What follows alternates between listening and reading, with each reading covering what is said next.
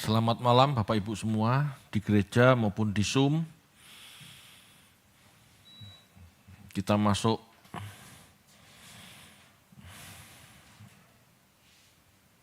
tema berikut dari tema besar Injil Sinopsis. Kita akan membahas Lukas 13 ayat 1 sampai 9 ya, dengan tema merespon peringatan.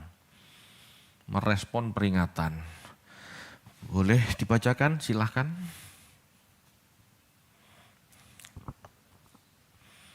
Lukas 13 ayat 1 sampai 9. Tes. Lukas 13 ayat yang pertama sampai yang ke-9 tentang doa dan penderitaan. Pada waktu itu, datanglah kepada Yesus beberapa orang membawa kabar tentang orang-orang di Galilea yang darahnya dicampurkan Pilatus dengan darah korban yang mereka persembahkan.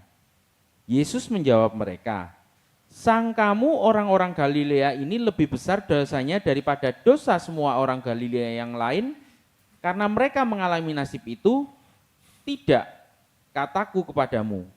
Tetapi jikalau kamu tidak bertobat, kamu semua akan binasa atas cara demikian. Atau sangkamu ke-18 orang yang mati ditimpa menara dekat Siloam lebih besar kesalahannya daripada kesalahan semua orang lain yang diam di Yerusalem? Tidak, kataku kepadamu, tetapi jikalau kamu tidak bertobat, kamu semua akan binasa atas cara demikian." Perumpamaan tentang pohon ara yang tidak berbuah. Lalu Yesus mengatakan perumpamaan ini. Seorang mempunyai pohon ara yang tumbuh di kebun anggurnya, dan ia datang untuk mencari buah dari pohon itu, tetapi ia tidak menemukannya. Lalu ia berkata kepada pengurus kebun anggur itu, "Sudah 3 tahun aku datang mencari buah pada pohon ara ini dan aku tidak menemukannya. Tebanglah pohon ini, untuk apa ia hidup di tanah ini dengan percuma?" Jawab orang itu, "Tuan, biarlah dia tumbuh setahun ini lagi, aku akan mencangkul tanah sekelilingnya dan memberinya pupuk kepadanya. Mungkin tahun depan ia berbuah. Jika tidak, tebanglah dia." Baik, Bapak Ibu, kisah di Lukas 13 ayat 1 sampai 9 ini sebetulnya satu konteks yang sama. Jadi jangan dipengaruhi sama judul perikop. Itu masih satu kesatuan. Bapak Ibu, sampai saat ini saya masih komitmen untuk menjelaskan kebenaran firman Tuhan semurni-murninya. Jadi kebenaran apa yang tertulis dalam kitab suci, itulah yang saya jelaskan sesuai konteksnya, latar belakang zamannya, sejarahnya, maksud dan tujuannya saat itu. Ya, saya tidak ambil di zaman sekarang. Saya nggak pakai, saya nggak ubah, saya nggak bentuk untuk orang zaman sekarang. Tetapi dari kisah yang saya sampaikan, pesan yang saya sampaikan, kiranya Bapak Ibu dapat menarik sendiri pesan untuk kehidupan sehari-hari. Ya, saya berusaha semurni-murninya. Tidak saya kemas atau saya bentuk sesuai dengan premis saya, tidak. Ya, jadi ini apa adanya benar-benar. Bapak Ibu, saat itu orang Israel, Yehuda lebih tepatnya, merasa kalau benar dibela Tuhan, kalau salah dihukum Tuhan. Ya. Teologi mereka disebut teologi retribusi. Nah, di dalam hal ini Yesus tahu pola pikir orang Yehuda, ya. Yesus mendapat kabar tentang orang-orang Galilea yang dibantai oleh Pilatus di Bait Allah. Orang-orang ini dianggap berdosa karena mereka mati terbunuh oleh penjajah. Gitu ya. Karena premis mereka Mereka sebagai bangsa pilihan, mereka yang berjuang membela bait Allah, gitu ya. Mereka akan dibela Tuhan, tapi ternyata kok mati. Gitu. Premis mereka, Tuhan akan melindungi orang benar dari kematian. Seperti Allah membela orang Israel di zaman Musa keluar Mesir, seperti orang Israel menang perang melawan Filistin di zaman Daud, demikianlah mereka tetap berpikir bahwa mereka bisa menang dalam segala pertempuran. Ya. Ada kisah beberapa orang Galilea datang ke bait Allah untuk membebaskan bait Allah dari pengaruh kekafiran Roma, gitu ya. Tapi akhirnya dibantai oleh Pilatus. Nah, bagi mereka yang mendengar kisah ini, oh berdosa. Oh, pejuang-pejuang ini berdosa, makanya mati. Ya. Kita perlu tahu Bapak Ibu, bahwa Galilea, tempat lahirnya Yesus, itu adalah tempat lahirnya para pejuang Yahudi yang berusaha memulihkan kerajaan Daud. Gerakan Selot didirikan oleh Yudas orang Galilea dan Sadok orang Farisi pada abad 6 Masehi. Ini kan sejaman dengan Tuhan Yesus hidup. Itu sebabnya Tuhan Yesus pada saat mati disalib. Karena apa? Ini orang Galilea, pasti antek-antek orang Selot, pasti pemberontak juga. Padahal Yesus mengajarkan damai, mengajarkan perdamaian, tidak mengajarkan perang. Gitu ya. Jadi Bapak Ibu, pada saat itu orang-orang Galilea ini terkenal radikal. Ya. Mereka kaum pemberontak yang membawa belati. Mereka berani melawan Roma. Tapi ya begitu, nggak bisa menang Bapak Ibu, karena Roma adalah negara dikuasa. Tentaranya kuat. Jadi orang-orang ini dibantai. Nah, orang-orang saat itu merasa, nggak mungkin Allah kita kalah. Nggak mungkin kalau hidupmu benar kamu terbunuh. Gitu. Pasti Tuhan bela, apalagi kamu membela bait Allah. Lah kok bisa mati? Nah, gitu loh. Cara berpikir mereka seperti itu. Seolah-olah kalau orang benar, pasti luput dari masalah, pasti tidak teraniaya, pasti dibela Tuhan. Itu pola pikir Yahudi. Yesus tidak ngajarin seperti itu.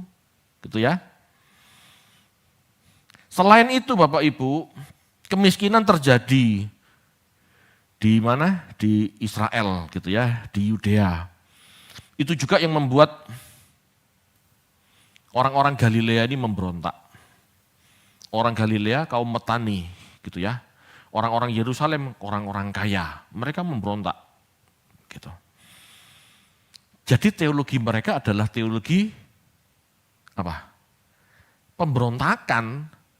Teologi orang Yahudi itu teologi yang ingin menegakkan kerajaan Daud dengan cara berperang. Ya. Sama seperti orang Israel sekarang Bapak Ibu dan orang-orang Kristen yang tidak mengerti kebenaran.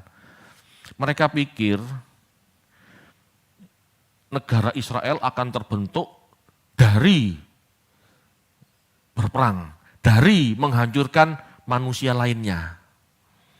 Anda tahu ya akhir-akhir ini, Paus mengatakan Tuhan tidak akan mendengar doa orang yang suka berperang. Sedangkan Donald Trump, enggak. Cara menghabisi kejahatan ini ya begini, ya diperangi. Nah, beda. Cara pikirnya Trump, cara pikir Yahudi. Ya, cara pikirnya Yesus, cara pikirnya Paus, cara pikir Yesus. Yesus tidak mau perang, kasihlah musuhmu. Musuhmu dalam hal ini, dalam hal konteks saat itu, kan tentara Roma. Kasihi musuhmu, meskipun mereka menganiaya kamu. Jangan angkat senjata, itu maksudnya. Kenapa? Karena Tuhan menghargai kehidupan. Bagi Tuhan kehidupan lebih baik daripada kamu angkat senjata. Daripada kamu hanya memperjuangkan idealismemu, memulihkan kerajaan Daud. Jangan atau tidak perlu sampai terbunuh, tidak perlu. Istilahnya begitu. Ya. Bapak Ibu, konsep tentang Mesias pembebas bangsa sangat kuat di antara masyarakat Yahudi saat itu. Sehingga ada orang-orang yang merasa terpanggil sebagai bagian dari lahirnya Mesias. Kalau aku ikut berjuang membebaskan Yerusalem dari belenggu Roma, aku mati syahid. Gitu loh. Aku adalah bagian dari pasukan Mesias yang akan datang. Gitu. Jadi pemikiran mereka terbentuk oleh kitab-kitab zaman itu. Misalnya Makabe. Kitab-kitab Makabe itu menceritakan perjuangan Yudas Makabe melawan pemerintah Yunani. Lawan pemerintah Roma. Gitu ya. Memang Yudas Makabe sempat menang. Itulah membuat mereka semangat, pasti bisa melawan Roma. Gitu ya. Seperti Makabe menang melawan Yunani, kita menang melawan Roma. Itu pikiran mereka begitu. Jadi orang-orang ini merasa bagian dari perjuangan suci. Mereka berpikir angkat pedang melawan Roma itu perjuangan suci. Mereka merasa yakin Tuhan di pihak mereka, sehingga mereka yakin menang. Jadi gini Bapak Ibu, orang Yahudi saat itu memahami kitab Musa itu secara harafiah. Orang Yahudi saat itu memahami kitab Makabe secara harafiah. Kalau kita berperang, kita sebagai umat Tuhan, kita hidup saleh, kita pasti menang. Jadi hidup saleh di zaman itu bukan untuk menyengkakan Tuhan. Hidup saleh di zaman itu bagi orang Yahudi untuk menang perang. Pemikiran mereka seperti itu. Namun sebaliknya, jika mereka sampai kalah atau mati terbunuh, sebagian masyarakat akan berpikir pasti mereka punya dosa, sehingga Tuhan tidak menyertai mereka. Itu Bapak Ibu. Inilah yang dibantah Tuhan Yesus. Pola pikir ini dibantah oleh Tuhan Yesus. Tuhan Yesus tidak sependapat dengan pemahaman mereka. Tidak sependapat. Yesus menjawab mereka, sangkamu orang-orang Galilea ini lebih besar dosanya daripada dosa semua orang Galilea yang lain. Maksudnya yang tidak ikut perang. Ya, sangkamu orang Galilea ini yang mati ini lebih besar dosanya daripada dosa orang Galilea lain. Karena mereka mengalami nasib itu. Tidak, Tuhan Yesus tidak sependapat. Dengan menyatakan demikian, Yesus hendak menyatakan, kalian semua itu orang berdosa. Mereka yang mati betul orang berdosa, tapi jangan kamu pikir mereka mati karena dosanya. Kamu pun akan mati karena dosamu. Kamu semua ini berdosa. Jangan pernah berpikir kalian tidak berdosa dan bebas dari pembantaian jika tidak bertobat. Jangan berpikir kalian tuh bebas dari pembantaian. Kalian semua tuh berdosa. Rubahlah pola pikir kalian. Nah, masalahnya apa dosanya orang Yahudi? Kalau Yesus ngomong bertobat dari apa? Gitu. Ya bertobat dari teologi yang salah. Gitu ya. Begitu pula dengan 18 orang yang tertimpa menara di dekat kolam Siloam. Mereka sama berdosanya dengan masyarakat yang kelihatan baik-baik, aman-aman saja. Sama berdosanya. Dan akan menerima penghukuman yang sama jika tidak bertobat. Sebetulnya Bapak Ibu, ini semua adalah peringatan untuk orang Yahudi. Bahwa mereka akan diruntuhkan dan dibantai jika tidak bertobat. Bertobat, tidak metanoia, tidak berubah pola pikir. Pola pikir yang mana? Pola pikir yang mana? Pola pikir Mesias itu raja politik. Yesus kan sedang menyatakan dirinya Mesias. Tetapi raja kedamaian, raja yang bergerak dengan kasih, bukan dengan perang. Sedangkan orang Yahudi berharap kerajaan Daud dipulihkan. Mereka menantikan Mesias, seorang pemimpin perang. Ini, rubahlah cara pikir itu. Allah memilih bangsa ini bukan untuk suka perang. Meskipun dulu pernah menang perang.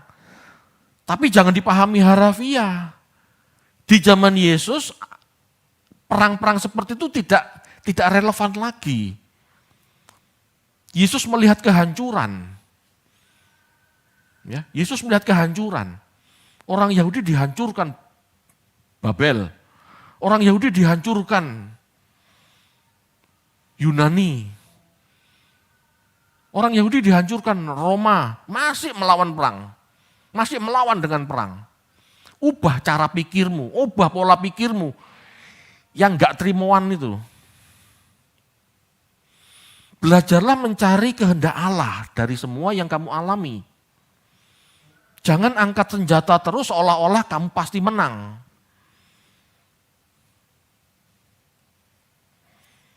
Ingat ya Bapak Ibu, teologi perjanjian lama yang suka membantai musuh-musuhnya, menang perang lawan bangsa ini, tumpas habis bangsa ini.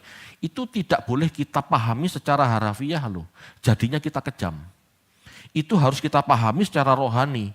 Bahwa Tuhan menghendaki kita sebagai Israel, umat pilihan, keluar dari Mesir, keluar dari kedagingan kita.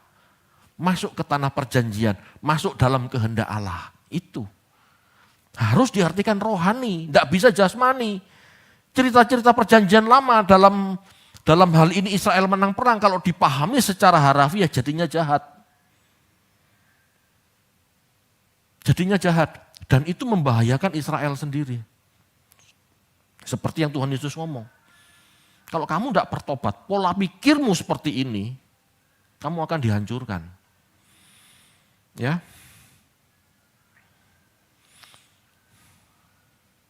Bapak Ibu, Tuhan kemudian memberi perumpamaan. Nah ini harus relevan ya, harus nyambung. Jadi contoh-contoh kematian atau peringatan tentang kehancuran Israel, Yahudi gitu, Yehuda gitu ya oleh Yesus.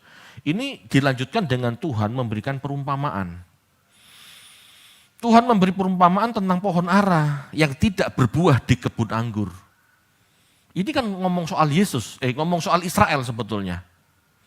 Tuhan memberi perumpamaan tentang pohon ara yang tidak berbuah di kebun anggur.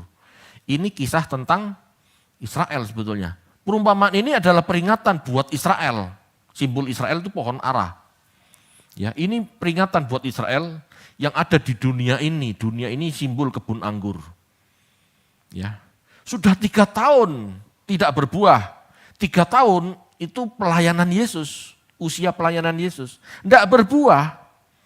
Ya, dan Bapak adalah pemilik kebun anggur. Sedang mencari buah dari pohon ara. Sedang mencari buah dari Israel, dari Yehuda, tetapi tidak menemukan. Jadi Bapak tidak menemukan apa yang baik. Bapak tidak menemukan buah dari pohon ara. Bapak tidak melihat apa baiknya Israel, tidak melihat. Sehingga Bapak sebagai pemilik kebun menyuruh pengurus kebun, menyuruh Yesus untuk memotong atau menebangnya. Istilahnya lo ya, Bapak wis gak serantan. Bapak wis gak serantan sama orang Israel. Namun Yesus yang bertahan. Namun pengurus kebun, Tuhan Yesus maksudnya, minta waktu untuk merawatnya setahun lagi. Dan jika setahun tidak berbuah, maka pengurus menyerahkan keputusan pemilik untuk menebangnya. Tuhan Yesus minta setahun lagi. Tak rumati, siapa tahu berbuah. Ternyata setengah tahun kemudian, gak sampai setahun, pengurusnya yang dibunuh. Ngerti ya? Ini loh tegar tengkuknya orang Israel. 3 tahun dilayani, 3 tahun dinasehati, 3 tahun dikotbahin, mereka tidak berubah pola pikir. Pola pikir mereka tetap Mesias, raja orang Yahudi, pemimpin pemimpin politik yang akan mendirikan kerajaan Daud lagi. Padahal Yesus ngomong, bukan. Aku Mesias. Aku memberitakan kebenaran. Bapak Ibu, sehingga setahun kemudian dengan tersalibnya pengurus kebun, yaitu Yesus, berakhirlah kesempatan bertobat. Maka pohon ara, simbol Israel, benar-benar ditebang. Tahun 70 Yerusalem dihancurkan. Tembok-tembok diruntuhkan. Banyak orang dibantai. Dan sisa orang Yahudi diserakkan ke seluruh bumi. Ini konteks saat itu. Ya, jadi Yesus memperingatkan mereka, kamu semua jangan berpikir tidak berdosa. Kamu semua itu berdosa. Kalau kamu tidak bertobat akan dihabisi. Betul, tahun 70 dihabisi. Mereka harus bertobat dari cara berpikir subjektif mereka. Seolah-olah kalau anak Allah, kalau umat pilihan, pasti menang perang, masalah selesai, masalah dimenangkan.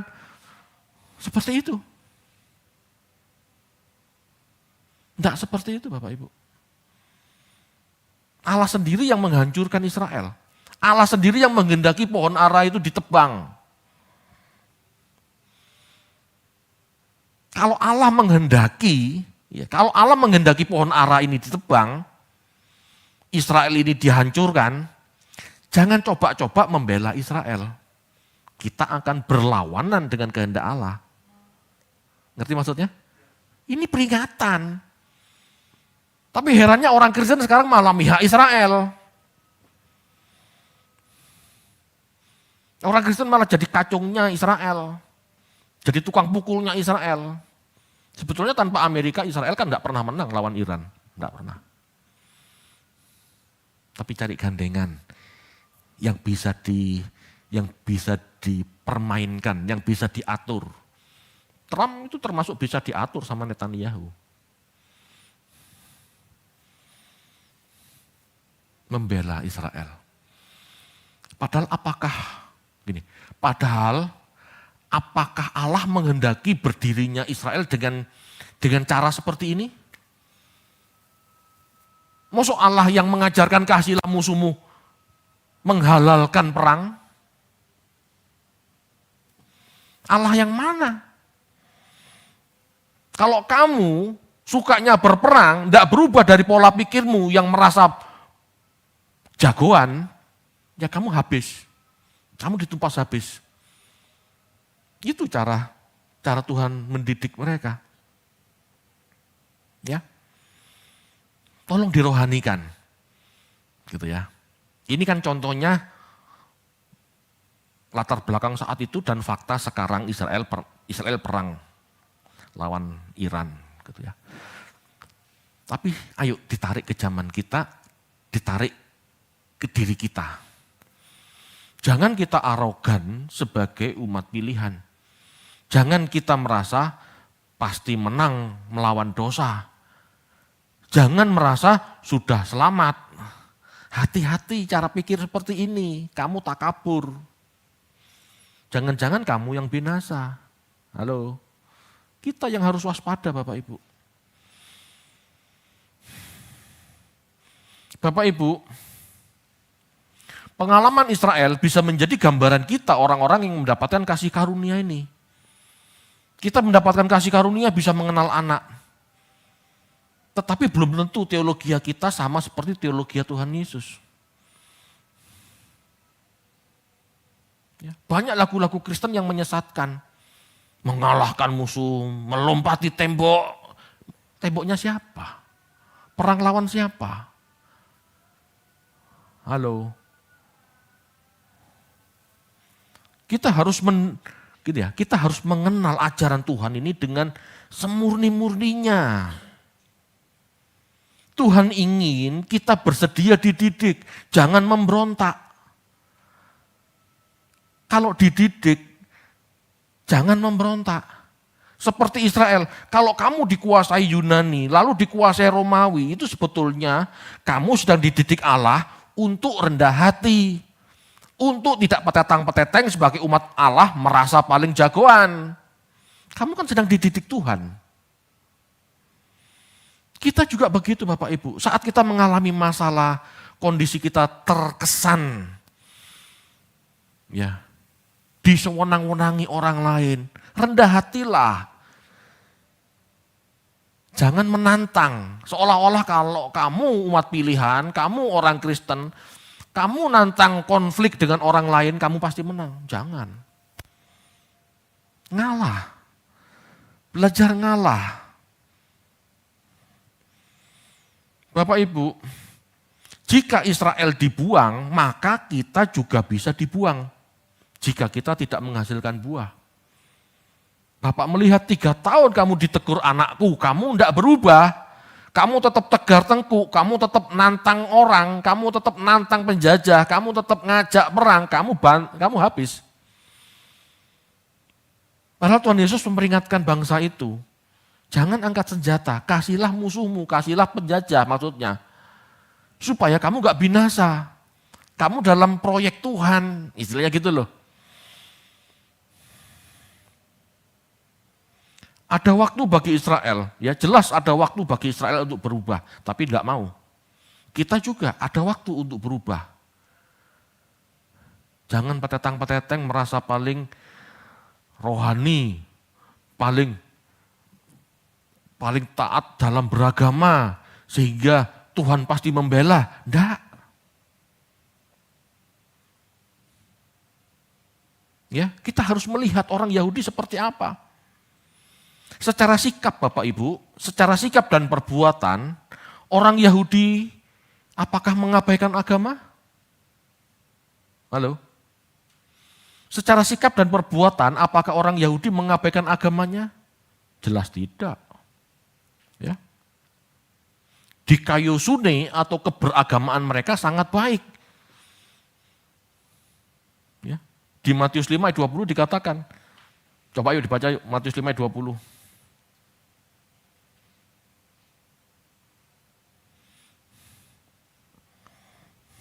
Matius 5 ayat 20, maka aku berkata kepadamu, jika hidup keagamaanmu tidak lebih benar daripada hidup keagamaan ahli-ahli Taurat dan orang-orang Farisi, sesungguhnya kamu tidak akan masuk ke dalam kerajaan surga.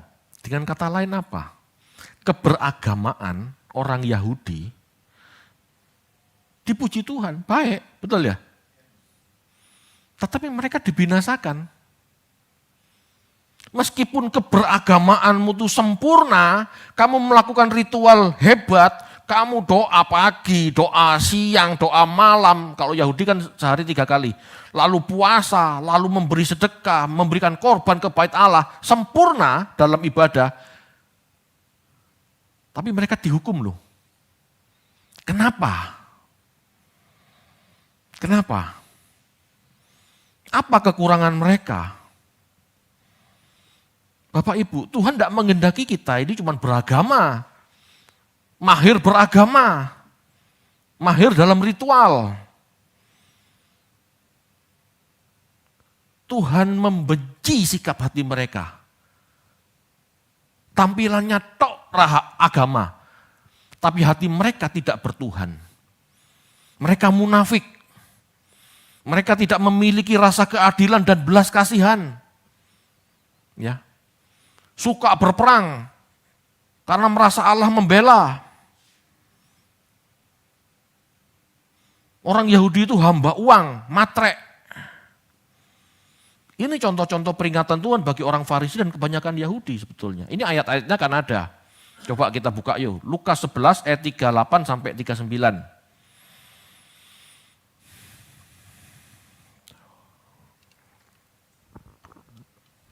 Lukas 11 ayat yang ke-38 sampai 39. Maka orang Farisi itu melihat hal itu dan ia heran, karena Yesus tidak mencuci tangannya sebelum makan. Tetapi Tuhan berkata kepadanya, kamu orang-orang Farisi, kamu membersihkan bagian luar dari cawan dan pinggan, tetapi bagian dalammu penuh rampasan dan kejahatan. Ya, munafik. Tampilannya beragama. hatinya bengis, tampilannya saja kudus, suci, hatinya busuk, gitu ya. Tidak punya belas kasihan, tidak ada rasa keadilan. Matius 23 ayat 23.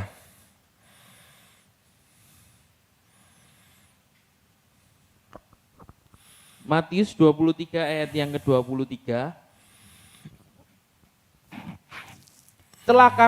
Celakalah kamu, hai ahli-ahli Taurat dan orang-orang Farisi, hai kamu orang-orang munafik, sebab persepuluhan dari selasi, adas manis dan jintan kamu bayar. Tetapi yang terpenting dalam hukum Taurat kamu abaikan, yaitu keadilan dan belas kasihan dan kesetiaan. Yang satu harus dilakukan dan yang lain jangan diabaikan. Nah, Tuhan gak suka orang cuman beragama tanpa mengubah batinnya.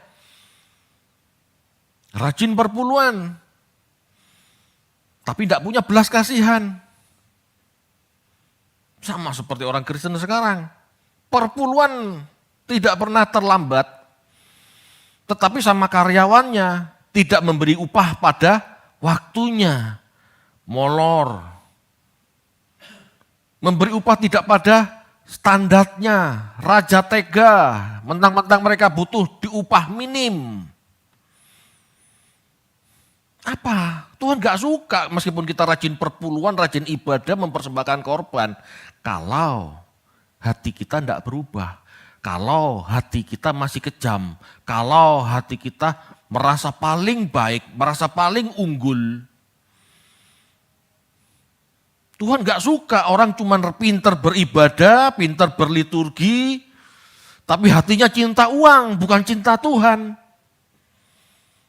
Lukas 16 ayat 14.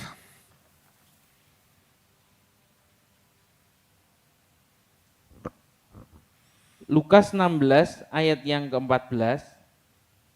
Semuanya itu didengar oleh orang-orang Farisi, hamba-hamba uang itu, dan mereka mencemooh dia. Nah, mereka mencemooh Yesus. Hamba-hamba uang ini mencemooh Yesus dan ajarannya. Mereka gak mau dinasehati, mereka gak mau ditegur, mereka gak mau diperingati. Respon mereka negatif terhadap firman Tuhan. Ya, inilah contoh-contoh yang tidak disukai Bapak. Inilah contoh-contoh yang menyebabkan bangsa itu dihabisi oleh Bapak. Jadi kalau Bapak menantikan buah yang manis dan enak untuk dikonsumsi, kira-kira buah apa itu? Pola pikir, sikap hati yang baik. Kasih. Kasih. Bukan sekedar taat perpuluhan, kasih. Miliki rasa keadilan. Jangan semena-mena. Jangan petetang-petetang tangan nantang kanan, nantang kiri, mentang-mentang umat Allah.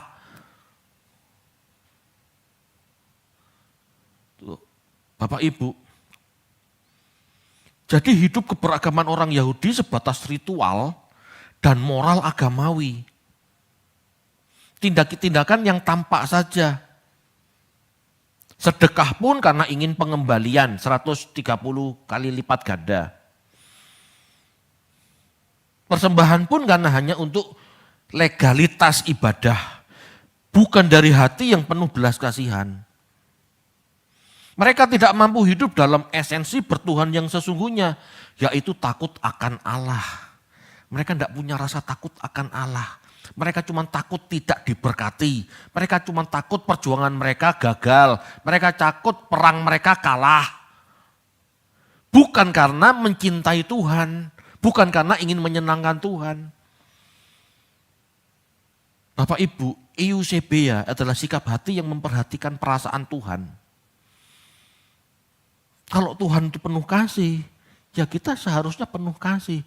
Seperti dia memiliki kasihnya itu. Israel tidak. Israel hanya suka melakukan ritual. Tanpa memiliki kasih. Bapak Ibu, merespon peringatan yang tepat adalah mengubah pola pikir. Ya. Karena dari pola pikir yang benar, sikap hidupmu benar. Tetapi sikap hidupmu benar, tingkah lakumu benar, belum tentu sikap hatimu benar. Bapak Ibu, orang Kristen diajar untuk kasih persembahan, betul?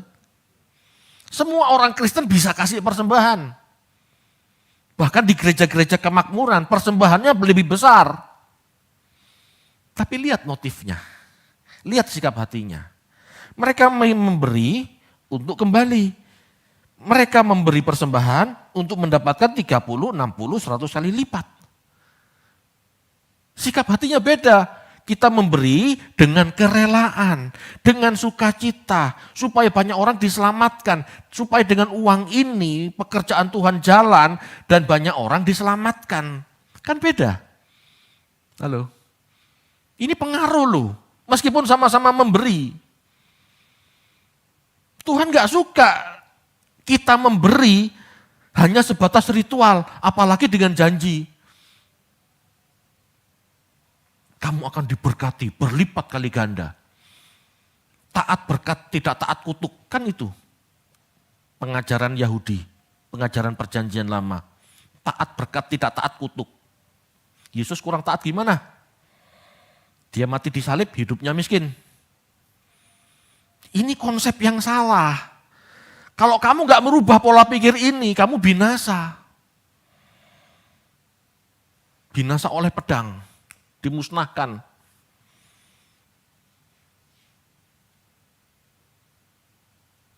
Bapak Ibu, merespon peringatan yang tepat adalah mengubah pola pikir, metanoia. Berubah dari jahat, ya, berubah dari pola pikir jahat, termasuk sekedar beragama sesuka sendiri, berubah menjadi baik sesuai yang Tuhan inginkan. Ini dua hal yang berbeda. Berubah dari jahat menjadi baik. Berubah dari sekedar beragama, sekedar ritual, menjadi mengubah pola hidup, pola pikir, menjadi ciptaan baru. Ini beda kan? Allah tidak menghendaki sekedar tudu, tapi to be. Kata Eusebia, kesalehan, ini adalah istilah majemuk dari kata baik. Takut akan Allah yang bermakna hidup menurut kemauan Allah. Ya. Kesalehan menandai kehidupan di hadapan Allah, coram Deo. Kehidupan takut akan Allah yang dirasakan dengan sadar, dapat mengambil berbagai bentuk konkret. Kesalehan itu konkret, bukan sekedar perasaan, bukan sekedar ritual. Kesalehan itu konkret, dapat dinikmati banyak orang, itu maksudnya. Buah yang ditunggu Bapak bukan sekedar perbuatan dalam beragama. Buah yang ditunggu Bapak adalah sikap hati yang benar, menjadi orang yang benar, menjadi orang baik, to be, menjadi saleh, itu buah. Kalau tidak seperti itu Bapak Ibu, siapapun kita, pendeta sekalipun binasa. Binasa. Ini peringatan buat kita. Supaya kita gak pinter main ibadah-ibadahan aja. Bukan gak boleh ya. Ibadah silahkan, main musik sebaik-baiknya, khotbah sebenar-benarnya. Tapi bukan cuman ini. Gitu ya. Milikilah hati yang penuh belas kasihan, hati yang penuh keadilan, hati yang ingin memberkati sesama. Itu yang buah yang Allah nantikan. Itulah yang harus diubah pola pikir. Ya, itulah yang harus diubah oleh kita, pola pikir kita. Sadar enggak kita Bapak Ibu, dulu kita merasa Allah kita dahsyat, Allah kita besar, segala masalah dapat kuatasi. Jangan berpikir Bapak Ibu, orang-orang yang kesannya masalahnya tidak teratasi itu tidak dibela Tuhan. Kalau kita merasa masalah kita dibela Tuhan, salah lo kita nanti jadinya.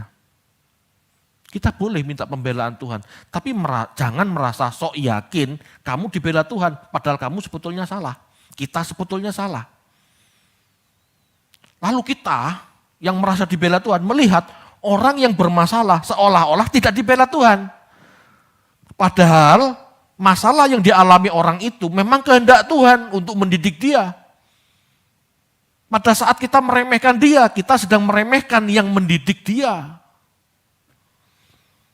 Ini loh yang harus diubah. Kita mungkin gak ngomong, tapi hati kita sudah meremehkan. Wah, ketokane ke dosane, masalah tok. Gitu kan? Padahal banyak orang-orang yang punya masalah sebetulnya sedang dididik Tuhan menjadi lebih dewasa, lebih tangguh, sehingga dia menjadi manusia sempurna. Jangan-jangan kita yang tidak ada masalah sedang dibiarkan Tuhan. Kamu tidak bisa dididik.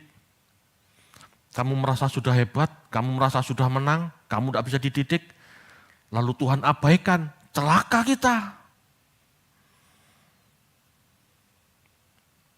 Bapak Ibu, kalau mau jujur, kekristenan sekarang masih terkooptasi, terpengaruhi teologi Yahudi, teologi retribusi. Ini tidak benar loh. Ini tidak benar.